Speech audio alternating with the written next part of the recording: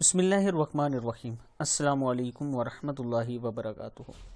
आबिद राज channel की तरफ से आज मैं अपने दोस्तों के सामने नबी अकरम सल्लल्लाहु अलैहि वसल्लम का एक फरमान रखूँगा। उससे पहले मैं अपने तमाम दोस्तों से गुजारिश करूँगा कि चैनल को सब्सक्राइब कर लें, बेल आइकन पर क्लिक कर लें ताकि डेली वीडियो आप दोस्तों तक पहुँच सके। तो स्टार्ट करते हैं। बिस्मिल्लाहिर्रहमानिर्रहीम। मैयत को गुस्ल देना।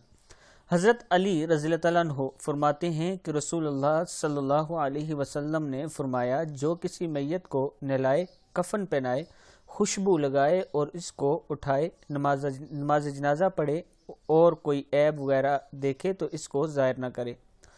वो अपनी खताओं से ऐसे पाक साफ़ हो जाता है जैसे पैदाइश के दिन हो। इब्न माजा की हदीस है।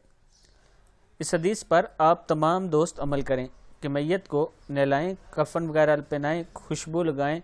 अगर उसमें कोई आप ऐब देखते हैं तो उसको ज़ाहिर नहीं करना। फिर इस हदीस के मुताबिक आप गुनाहों से ऐसे पाक होंगे जैसे पैदाइश के दिन थे।